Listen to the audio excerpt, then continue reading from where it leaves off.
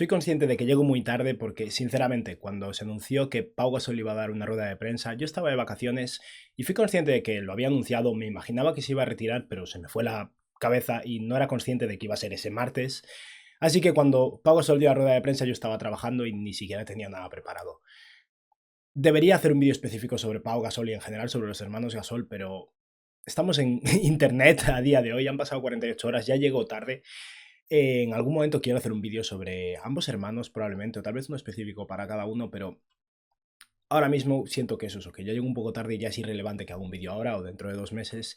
Pero sí que quiero hacer un pequeño apéndice antes de empezar con el vídeo de hoy, que será una previa, para decir que sin Pau Gasol yo no estaría aquí.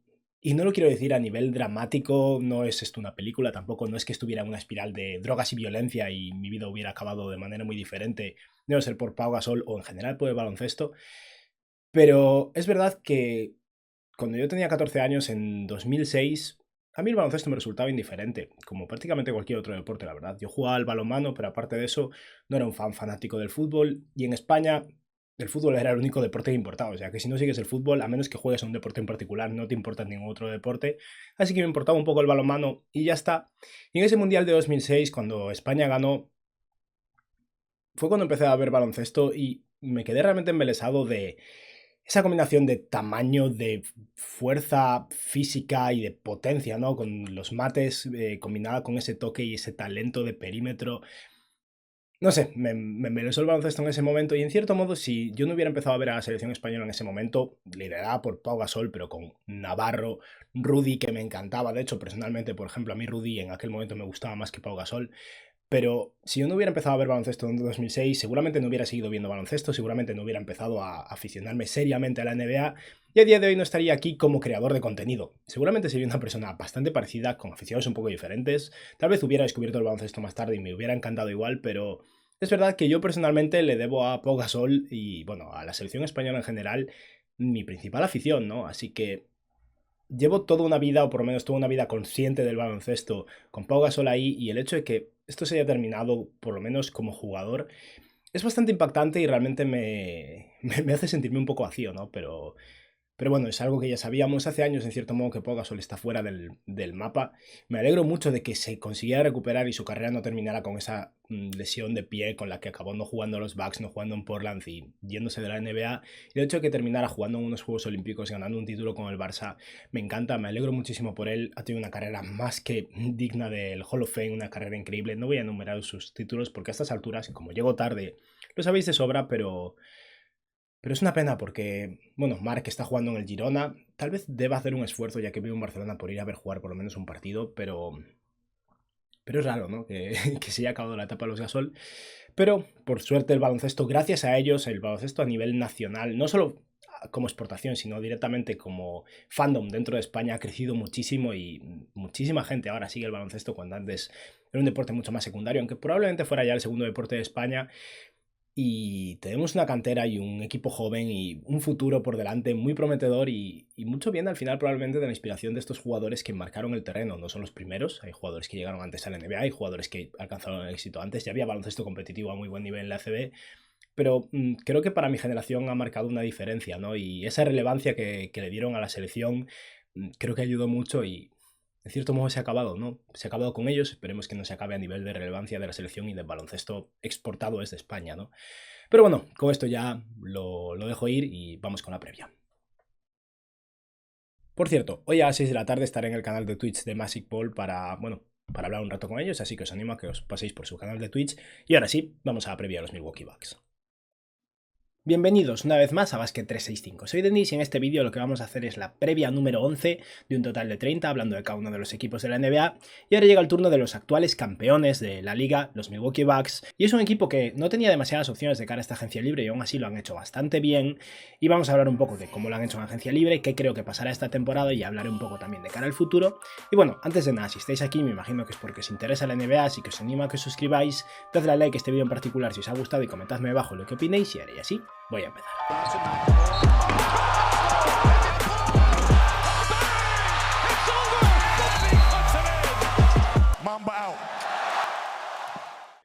Vale, vamos a empezar ahora con la previa de los Milwaukee Bucks, un equipo que viene de ganar un anillo, así que no les ha ido nada mal, y sinceramente creo que han tenido una agencia libre muy buena. Estaban muy limitados, es un equipo con poco dinero, no es un equipo tan dispuesto como los Nets, por ejemplo, o los Warriors a gastar muchísimo dinero en el impuesto de lujo. Iban a tener que hacerlo de manera inevitable, pero tenían que decidir por dónde tirar y a qué jugadores renovar, y en cierto modo algunos jugadores, uno en particular, les han hecho un favor, y el equipo ha mejorado considerablemente cuando el año pasado ganaron el anillo. ¿Qué tienen pendiente?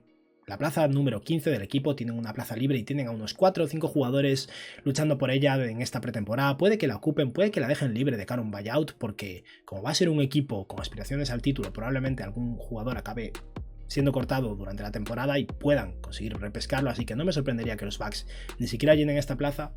Y sí que podrían hacer un cambio en un contrato dual. Tienen un jugador en contrato dual en Sandro Mamukelashvili que realmente lo hizo muy bien en su última temporada en la liga universitaria. A mí me gusta mucho, pero el otro jugador en contrato dual es más irrelevante y puede que lo acaben cortando. Y aparte de eso, no hay mucho más ya. Los Bucks ya han terminado en cierto modo su agencia libre. Vamos ahora a hablar de qué objetivos creo que tenían los Milwaukee Bucks. Es muy claro, su principal objetivo es ganar otro anillo, mejorar su equipo, y lo han hecho sobre todo mejorando su profundidad. El quinteto titular sigue siendo el mismo, en parte porque las finales las ganaron con Donte DiVincenzo lesionado y debería estar de vuelta, o sea que debería mejorar ya solo por eso. Pero aparte de eso, si bien han perdido algún jugador interesante, lo han conseguido cubrir de manera muy adecuada, y aparte creo que han conseguido su principal objetivo, aparte de seguir mejorando, que era no gastar mucho dinero, porque los Bucks están limitados, como decía, y sí, han gastado de manera considerable, van a estar pagando un impuesto de lujo que va a pesar en los bolsillos de los propietarios, pero vienen de ganar un anillo. Si ahora se vuelven rácanos, sería bastante triste, ¿no? Y decepcionante para un jugador como Giannis Antetokounmpo, que se acaba de comprometer hace solo un año a este equipo, y creo que lo han salvado bastante bien la cara. Vamos ahora a hablar de qué es lo que han perdido los Milwaukee Bucks en esta agencia libre. Como veis, han perdido muchos jugadores, pero si te pones a analizar imagen por imagen, solo hay un jugador realmente relevante, que es PJ Tucker. El resto son más secundarios.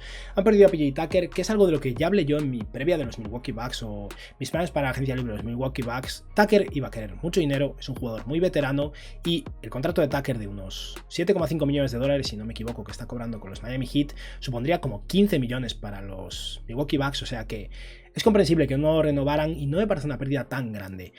En temporada regular no les va a importar en absoluto, porque PJ Tucker es un jugador de playoffs, tal vez lo echen en falta en playoffs, es verdad, pero es una pérdida que tenían que asumir, sobre todo en base al jugador que mantuvieron, de que hablaré en breves. También perdieron a Bryn Forbes, que fue muy interesante en temporada regular y jugó muy bien en la primera ronda de playoffs contra los Miami Heat, pero al final es un jugador que es injugable contra buenos equipos a nivel ofensivo en playoffs, porque es muy malo en defensa, entonces toda su capacidad de 3 se ve totalmente limitada por lo poco que aporta en defensa, así que una vez más es un jugador que pueden permitirse perder. Perdieron a Jeff Teague, el campeón de la NBA, Jeff Teague, que llegó como jugador cortado durante la temporada por los Boston Celtics, bueno, por los Miami Heat después por los Orlando Magic después del intercambio, pero digamos que fue un jugador de buyout y aportó minutos mejores de lo que esperaba en playoffs, pero a día de hoy no tiene equipo, si no me equivoco, y no sé si lo tendrá. Perdieron a Sam Merrill como pieza del intercambio de Grayson Allen, o sea que salieron ganando, desde luego. Enviaron a Sam Merrill un par de segundas rondas y consiguieron un jugador mejor. Perdieron a Axel Toupin, uno de esos jugadores nómadas, ¿no? Que van de un equipo de G-League a otro, juegan algún momento puntual con algún equipo a otro. Como veis, la imagen es con el Zalgiris, un equipo europeo, o sea que apenas jugó con los Bucks, pero tiene un título también. Y luego perdieron a Justin Jackson, un jugador que estaba en contrato dual, un jugador de ala que a mí aún me parece algo interesante, pero que lleva 4 años en la NBA y no consigue encontrar su hueco. Ya no puede entrar en un contrato dual, así que con un contrato regular los Bucks estaba claro que no lo iban a fichar, y a día de hoy creo que está sin equipo también. Y finalmente cortaron a Mamadi Diakite, que de hecho tras ser cortado fue repescado por los Thunder y ahora mismo está en Oklahoma, que va a intentar apostar por él. Como decía, 1, 2, 3, 4, 5, 6, 7 pérdidas, la única realmente significativa es PJ Tucker. Vamos a ver ahora las renovaciones de los Milwaukee Bucks. Pocas, pero una muy buena, y es la de Bobby Portis. Y lo decía antes, perdieron a PJ Tucker, es verdad, pero salieron ganando de manera increíble porque Bobby Portis les hizo el descuento de su vida. Bobby Portis llegó a los Milwaukee Bucks con aspiraciones de ganar un anillo con un contrato muy bajo de 3,5 millones de dólares más o menos, si no recuerdo mal. Ganó un anillo, estaba muy contento en Milwaukee, se quería quedar, pero los Bucks lo máximo que le podían ofrecer es lo que le ofrecieron, unos 4,6 millones de dólares por un año.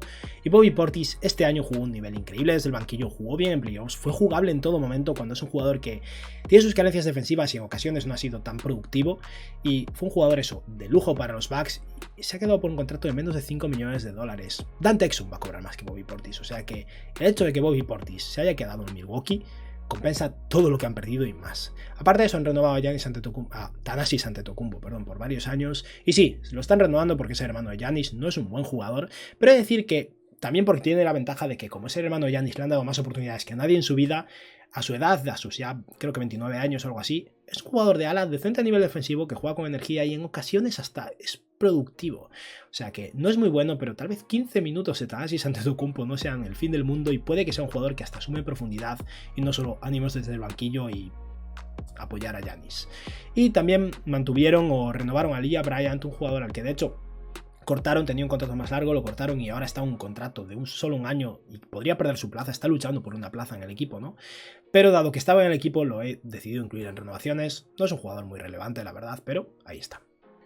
Vamos a hablar ahora de las adquisiciones que hicieron los Milwaukee Bucks y aquí os adelanto que a la hora de hacer la plantilla se me olvidó y no incluí a los dos jugadores que draftearon con el pick 54 y 60, dos jugadores que tienen uno en contrato regular y otro en contrato dual de hecho, así que hablaré brevemente de ellos después, incluiré su cara por los laterales o algo así, pero los jugadores principales que consiguieron son Grayson Allen, como decía antes, como pieza de intercambio por Sam Merrill junto a unas segundas rondas y me encanta este intercambio. Grayson Allen es un buen escolta, este año pasado con los Memphis Grizzlies fue un buen jugador, defensor sólido, capaz de crear un poquitín con el balón en las manos, muy poco pero algo, y un buen tirador de tres, o sea un 3&D en esa posición de escolta y un jugador que cumple completamente con el rol de Donte DiVincenzo. Los dos pasan a ser agentes libres restringidos el año que viene, o sea que probablemente tengan que elegir entre uno y otro y probablemente se queden con DiVincenzo, pero para este año Grayson Allen va a ser útil. Consiguió a Semi Ojeleye, que es un buen ala pivot defensivo, en ataque nunca ha conseguido encontrar su ataque, no espero demasiado de él, pero por la mínima del veterano, digamos que es una especie de PJ Tucker mucho peor, pero más o menos cumplirá ese rol. Apostaron en Rodney Hood y me parece muy positivo porque le están pagando la mínima del veterano y el buen Rodney Hood era un muy buen jugador ofensivo, pero ha tenido muchos problemas de piernas. Pero al final es un escolta o posiblemente alero que si está sano milagrosamente va a aportar mucho más de lo que va a cobrar. Es un muy buen tirador con lo que se va a beneficiar mucho de jugar con Giannis Antetokounmpo y habrá que ver cómo está a nivel defensivo, pero como mínimo es eso, un jugador por la mínima que da algo de profundidad al equipo y que es capaz de meter sus triples. Y luego, una vez más vuelve George Hill, que en su momento con los Bucks jugó muy bien antes de ser intercambiado por ese intercambio de Jrue Holiday. Un jugador que creo que promedió como un 47% de este 3 en su última temporada en Milwaukee. Ya tiene unos cuantos años, no es el jugador defensivo que era, pero es un base decente, es capaz de pasar el balón y es un muy buen triplista, siempre lo ha sido. Y como base suplente de Jrue Holiday, sobre todo, va a tener minutos interesantes en la temporada regular. Probablemente no juegue mucho en playoffs, porque a nivel defensivo ya no es lo que era, pero ese es un veterano que va a cumplir bien su función. Y como veis, tres jugadores buenos a nivel de profundidad, con Rodney Hood cuestionable a nivel de salud, pero sí está siendo muy bueno. Y Semi Ojeleye como el cuarto jugador que menos me convence, pero que como mínimo es bueno a nivel defensivo. Y luego, en lo que respecta al draft, draftearon a dos jugadores, uno que a mí personalmente me encanta y que tengo mucha confianza puesta en él, más que la mayoría seguro, en Sandro Mamukelashvili, un jugador que es uno de esos jugadores que combinan mucha altura con muchísimo talento, capacidad de botar el balón, muy buen pasador, capaz de tirar, es muy completo. Le falta capacidad física y no es bueno a nivel defensivo, pero estamos hablando de un jugador de 2'10 que es capaz de hacer muchas cosas y normalmente cuando alguien tiene ese tamaño y ese talento es difícil que fracase en la NBA. Es pronto, habrá que ver qué pasa con él, de momento está en un contrato dual, no espero nada de él esta temporada, pero creo que es un jugador que va a ser bueno a la larga. Y luego con el pick número 60 draftearon a un jugador que sinceramente yo no conozco de nada. Es un griego, se llama Georgios Kalaitzakis y sinceramente no lo conozco, es un jugador de ala, lo han fichado con un contrato regular. Hay quien cree que es porque es griego y hay algún tipo de contacto, porque en general, según las opiniones de los expertos, no es un jugador que se mereciera ser drafteado. Sinceramente no lo conozco, así que tampoco voy a opinar mucho sobre él. Vamos ahora a ver cómo está a día de hoy la plantilla de los Milwaukee Bucks. Como veis, el quinteto titular no varía, la diferencia es que Donte DiVincenzo hipotéticamente va a estar sano, pero será Jrue Holiday, DiVincenzo, Chris Middleton, Giannis Antetokounmpo y Brook López, un equipo que ganó un campeonato ya, que van a tener más competición este año, eso es verdad, y como decía, ganan profundidad. Lo más raro, como veis ahora, es que realmente a nivel de bases escoltas no tienen demasiado, tienen a Holiday y tienen a George Hill, pero aparte de eso, Grayson Allen no es realmente un base, tampoco lo es Pat Connaughton, que lo he puesto ahí por ponerlo en algún lado, pero es más escoltalero, desde luego, no creo que sepa botar el balón. Rodney Hood es también un escoltalero, y luego Thanasis Antetokounmpo es un alero a la pivot, Jordan Nwora es alero a la pivot también. Creo que Jordan Nwora este año ya podría superar a Thanasis y acabar jugando minutos reales de rotación, no demasiado, pero tal vez 18, 19 minutos por partido, es un buen 3&D. Y luego de la pivot tiene a Semi Ojeleye con Georgios Kalaitzakis, que como decía, no creo que vaya a jugar, es un jugador joven y que tiene mucho que demostrar, pero que poco a poco se integrará en el equipo y tal vez acabe siendo decente. Y luego tienen a Bobby Portis, que es más un center suplente, pero puede jugar de center, de ala pivot. Podrían incluso en ocasiones ponerlo, si quieren jugar muy grandes, de ala pivot titular con Giannis de alero y Chris Middleton de escolta. Sería raro, pero podrían optar por eso. Y tiene una plaza pendiente que lo más probable es que deban dedicarla a un jugador de perímetro, a alguien capaz de tener el balón en las manos. Hay jugadores como Tremont Waters, por ejemplo, que están luchando por esa última plaza, que tal vez en minutos muy puntuales como mínimo son capaces de cubrir esa ausencia de un base, sobre todo si en un partido falta Jrue Holiday o George Hill, porque se van a ver bastante limitados. Pero de cara a playoffs, cuando la rotación se reduzca, si el equipo está sano, el quinteto titular junto a jugadores como Grayson Allen y Bobby Portis y con suerte alguien como Rodney Hood o Jordan Nwora es un muy buen equipo. Ha llegado el momento de mi valoración de la agencia libre y de cómo ha sido esta pretemporada de los Milwaukee Bucks y supongo que ya os lo imaginabais por cómo he ido hablando durante el vídeo, pero a mí me ha encantado y les doy un 5 sobre 5 para mí. Se llevan una nota excelente por básicamente Bobby Portis. El hecho de que Bobby Portis les hiciera el favor de quedarse por menos de 5 millones de dólares a un precio que podían permitirse pagar, lo máximo que le podían pagar es verdad, pero un precio mínimo por la producción que demostró Bobby Portis el año pasado, ya en sí es increíble. El hecho de que aún por encima consiguieran sumar a Grayson Allen a cambio de Sam Merrill y un par de segundas rondas, que en cierto modo es nada, ayuda mucho más a un equipo que ahora tiene dos escoltas confiables, jóvenes, pero relativamente confiables en Donte DiVincenzo y Grayson Allen con roles y estilos de juego similares. Han ganado profundidad, George Hill funcionó bien con ellos una vez, a ver si vuelve a funcionar. Creo que Rodney Hood puede ser importante si está sano. Y la única pérdida realmente importante de todo el equipo es PJ Tucker, que durante la temporada regular es totalmente irrelevante porque apenas iba a jugar y no es un jugador productivo. En defensa en sus buenos momentos es muy bueno, pero ella es un jugador muy veterano y en algún momento va a decaer. Y no me sorprendería que este año PJ Tucker ya no sea lo que era hace unos años. Y en cierto modo pueden que hayan esquivado una bala no pagándole unos 7,5 millones de dólares durante 2 años a PJ Tucker y dejándolo ir. O sea que en general me ha gustado muchísimo lo que han hecho este año los Milwaukee Bucks. Y ya, para finalizar voy a hacer mi proyección de los Milwaukee Bucks de cara a esta temporada y es bastante sencillo. Creo que los Bucks una vez más van a ser aspirantes al título, creo que van a ser el segundo mejor equipo de la conferencia este en récord, siempre son buenos en temporada regular, podrían incluso ser el mejor equipo en récord, depende un poco de la salud de los Nets. Creo que están por debajo de los Nets porque me parece que todos los equipos de la NBA están por debajo de los Brooklyn Nets si están sanos y al 100%. Mucho depende de Kyrie Irving a día de hoy, sobre todo en temporada regular esto puede afectar, pero los Bucks van a ser muy buenos, van a llegar muy probablemente a finales de conferencia, no los veo superando a los Brooklyn Nets, pero me los imagino siendo semifinalistas o finalistas de conferencia, perdiendo las finales básicamente, y siendo muy buenos en temporada regular. Y esto va a pasar este año, y el que viene, porque el núcleo está atado, y eso es lo más importante. A ver qué hacen, a ver si renuevan a Donte DiVincenzo, a Grayson Allen, alguno de los dos seguramente se va, a ver si consiguen mantener un año más a Bobby Portis, que es posible porque este año ya podrán pagarle más, pero el núcleo es bueno, es sólido. Ha probado ya que puede ganar muchos partidos en temporada regular, ha probado que puede ganar un anillo, hace falta ciertas circunstancias, ¿no? Problemas de salud y un poco de suerte, pero el equipo es bueno y Giannis Antetokounmpo es muy muy bueno y es un gran líder, muy bien complementado con la capacidad defensiva de Jrue Holiday y la capacidad de cerrar y de tirar de Chris Middleton. Así que en general los Bucks me gustan mucho, creo que este año van a ser muy competitivos una vez más, pero no son el mejor equipo de la NBA. Y bueno, esto ha sido todo por hoy, espero que os haya gustado el vídeo y que tengáis un buen día. Adiós.